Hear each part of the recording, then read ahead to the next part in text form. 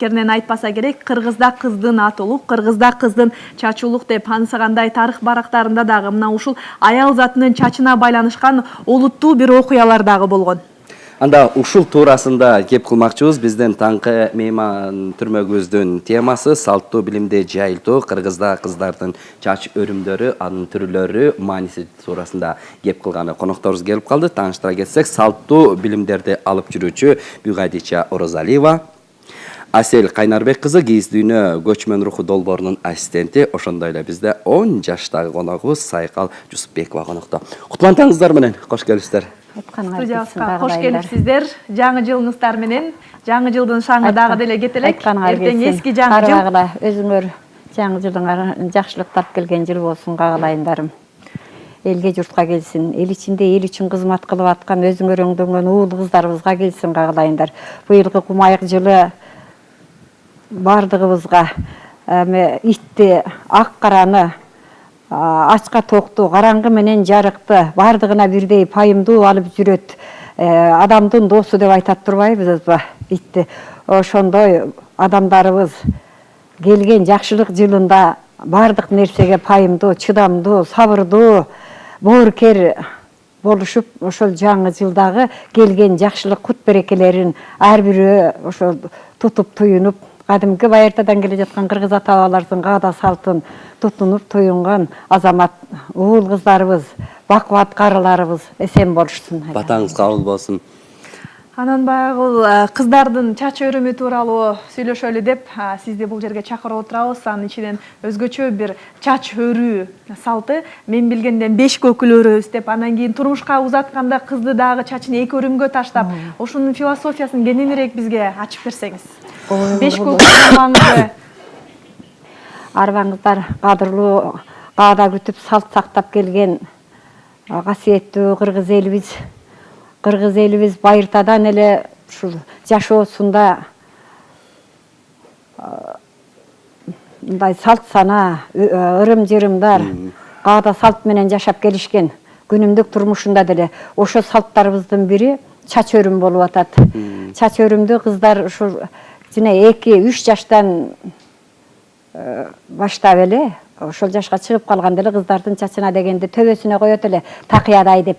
Аны эме көбүрөөк койгонго эми баланын жашына жараша, анан аны баягы сыйпап чачты өстүрөт дегенде маңдайына сылашып, төбөсүндөгү чачын сылап жүрүшүп, өрүмгө кирип калып, кичине мындай эле 3 колго имериле баштаганда эле ак жип менен, ак кебез менен имерип уштап өрүп келе жатышып, андан чоңойгондо дагы чоңойтот эле. Андан чоңураак боло баштаганда мындай тегерегирээк коет эле, аны да өрүмүнө жараша, чачтын узарып калганына жараша өрүп. Андан кийин толук койгону ушул бир 6-7 жашка барып калганда толук коюп, ошо биздин көргөнүбүз, уккандарыбыз, өзүбүз да баягы ошол учурда чоңоюп калгандыктан. Анан чачты ошо кездерде ошондой жалпы өсүп, анан өрүмгө кирип калган кездерде атайын ошол салт катары энелери кадимкидей баягы колдо бар атала жармасы болобу, чай чамеги менен даярданып алып, айылдагы улуу байбичелерди аттуу баштуу деп коет, нарк санаттуу байбичелер деп ошо бир айылдан да алып келген учурларды көрүп калдык, аралашып калдык. Ошентип алып келип бардыгы бир 7-8дей байбичелер улуу кичүү болуп, анан кыздын чачын майлашып, ортолугуна отургузуп алышып, анан өрүшөт эле. Ак кебез менен уштап, кебездей жумшак болсун, кебездей созулуп узарсын, учугу узарсын деген ырымдарды, сөздөрдү айтып уштап чачын ошентип өрүшчү. Ошол учурда кызык болуп атат да бизге, чачын кыскалып жүргөн айымдар болчу беле? Ал кездерде андайды деле көргөн эмеспиз кагалайын. Бул деле чачты кыскарткан деле азыраак эле жылдар болду го, 20 жылдан ашыгыраак эле болуп калды. Андай чачын кырктырган айрыкча кыргыз элине аябай айын көрүнөт эле, айын угулат эле. Уят эмеспи деген эле сөз жетишет эле. Анда сөз Асел сизде болсун. Сиз эмнелерди айта аласыз чачка байланыштуу? Биз ошо негизи фонддун сүйлөөсү менен жүргөндө көпчүлүк апалар айтышат да. Бая чачты деген өрдүрүү, 40 чачкыл өрдүрүү бул Кыргызстанга сабатты жоюу максатында окуулар келбеди беле, ошондон баштап жоюлган депчи. Ал учурларда деген баягы окуп атканда, жазып атканда чачтар тоскоол болот деп мамлекет тарабынан атайын неме болуптур да, тыюу салыныптыр, чачын экиге өрүп же болбосо артта боло тургандай кылып келсин дегенчи аябай катуу тыюу салыныптыр. Анан ошондон баштап чачты бөлүп туруп эле баягы экиге өрүү, анан дагы башка өрүмдүн түрлөрү башталыптыр да. Анан кыз кезинде ушу 5 көкүл өрүп, анан турмушка узап атканда 2 чач кылып өрөт эмеспи? Ал 2 чач кылып өргөндүн дагы өзүнүн аябай жакшы ырымы болгон. Баягы бир чачың өзүң болосуң, бир чачың сен тийип аткан жолдошуң болсун. Ушу эгиз чачтай эч качан айрылбай бирге жүргүлө. Баягы эгиз чач айрылбайт да. Ар дайым ушу өмүрүңөр өткөнчө бирге жүргүлө деген эң жакшы ырым болгон. Анда Сайкал, келиңиз микрофонду алыңыз. Сага жакшы жарашат экен, майда кылып өрүп алганчы. Дайыма өрүп жүрөсүңбү? Тыкаан, Ооба, дайыма эле өрүп жүрөм. Биз кээ бирде ушинтип түз эфирлерге чыкканда өрүп келип турабыз. Мындай дагы иш-чараларга да барганда өрүп келип турабыз. Классташ кыздарың суктанабы? Ооба, бүт баардыгын сурашат. Сен өзүң чачтын ушул 5 көкүл угуп өрүмү тууралуу эмне билесиң? Апаларыңан эмнелерди угуп жүрөсүң? Мен деген апаларыман илгери кичинекей кыздар 2 жаштан 3 жаштан баштап өзүнүн энелери чачтарын 5 көкүл кылып өрүп келатканын билем. Жана дагы апалар, энелер деген кызды узатып жатканда чачы 5 көкүл кылып күйөөгө тигичекте жүрүшөт, андан кийин чачын 2 кылып өрүп жүрүшөрүн билем. Бүт билет экен, азаматсың.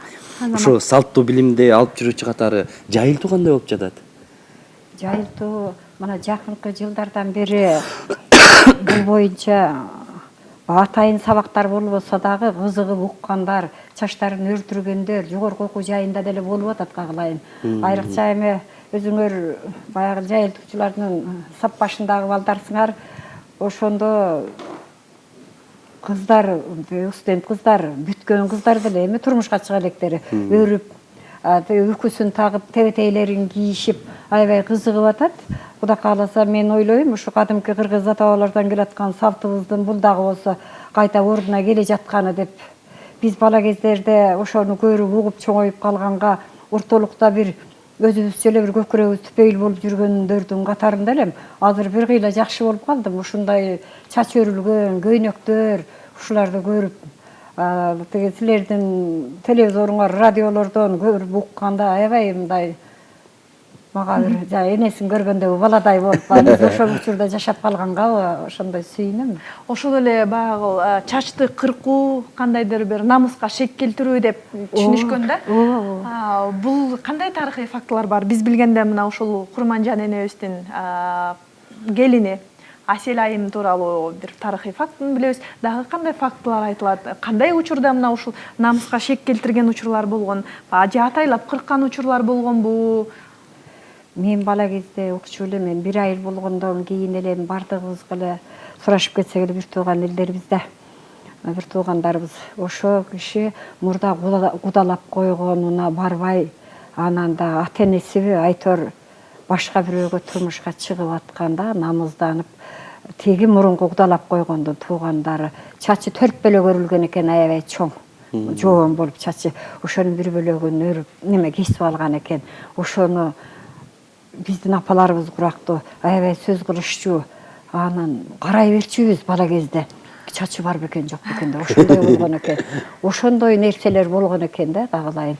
Анан дагы бир кокустукта бир кыз баланын да бир өдүлдыйкы да бир намысы кордолгон кездер болгонбу, ошондой кездерде ошондой болгон экен.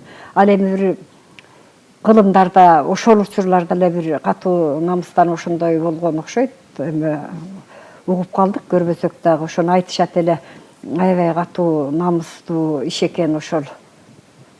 Угуп калдым. Анан азыр эми кагылайын кандай болуп атат?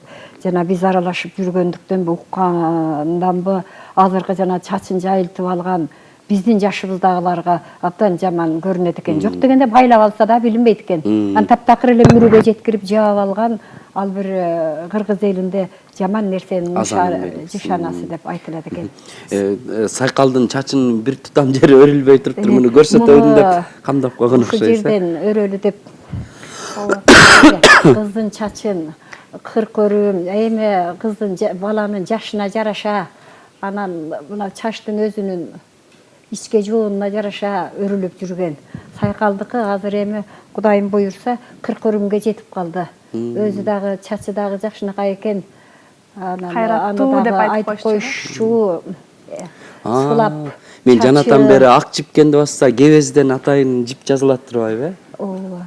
Илгери деген азыр деген баягы чачтын учун ар кандай жиптин өңү менен бекитип атышпайбы? А илгери жип болсо дагы ак нерсе менен бекиткен да. Баягы кыргыздар ак нерсени аябай жакшы нерсеге жоруйт эмеспи? Ошон үчүн ар дайым жиптин учун, чачтын учун ошо ак нерсе менен бекиткен. Анан чач кыркуу боюнча илгери эми таптакыр эле мындай азыркыдай ойлор келбесе керек, баягы сулуу болобуз деген. Илгери чачка аябай кыргыздар жакшы көңүл бөлгөндүктөн чач кыркуу дээрлик болгон эмес да. Баягы кыргызга бир эле сөз жетиштүү болгон да, жаман болот, болбосо уят болот деп эле койгончу. Ырыскын кыркылат деп, Анан ошо энелерибиз мен билгенден айран менен жууп, ал учурда бальзам деген болгон эмес да. Кыргыздын бальзам айран да. Негизи эле баягы элде калган эски бир ушул айтып бересизби? Кандай чачты кам көрүүдө? Чачты жанагынтип өз деле макал катары айтып калышат экен. Кагылайын, сыйпап чачын өстүрүп, сылап боюн өстүрүп деп. Ошол сөздүн эле майдалап келгенде ар жагында жатат. Айран менен жууп, бир аз кичине баягы ысыктан жайындасы же сууктан бир аз кичине какачалып калганда сүзмөнү бир аз сыйпай туруп, аны жумшартып түбүнөн, анан майда тарак менен тарап, ошону менен эле чыкчу. Какачалып калган жылкынын жиликтерин чагып жара бөлүп, анан ошону кайнатып, ошону суусу менен жууп. Ал кездерде эми кыз бала деле 6-7 жаш болуп эле түшүнүп калат. Анан күрүштүн суусу менен жууп. Ыкмалары абдан көп турбай. Учуна жетип калдыңыз, эми кебести кошот окшойсуз, Ошону эле жыйынтыктайлы, анда убакытта бизде соңдоп калыптыр. Бул эле бектөрүңүз. Анан чоң энелерибиз ушинтип өрүп атып, анан же колдоруна мына учу келгенде имерилбей калса, пү деп койсо, бир башкача сезилип калып кеттик. Азыр эми сиздей нарктуу барктуу энелерибиз бар болсун. Ошо кыздын чачын өргөн, кичинекей наристелерге, кичинекей кыздарга бешкөгүл чачты өрүп өзүнүн тилегин айткан. Сиз айткандай жакшы бир кеңештерди ала алдык окшойт. Жылкынын жилигин сууга кайнатып, анын суусу менен жуу дедиңиз, күрүштүн суусу менен жуу дедиңиз, сүзмөнү чучуктуу, кемиктүү жиликтер бар эмеспи? Ошону жарача баягы кемиктин арасындагы май чыгат деп, ошол майда сөөктүн арасынан дагы кайнатып келсе өзүнчө неме чыгат да. Биз болсо мына өрүп да бүттүк, кеңештерди алып бүттүк. Сиздерге чоң рахмат, таңерте келип жакшы кеңешиңиздерди, нускалуу кебиңиздерди арнап бергениңиздерге ийгилик каалайбыз. Бар болуңуздар. Биз болсо мына ушундай жаркын маанайда өзүбүздүн ишибизди, эфирибизди улантабыз. Жагымдуу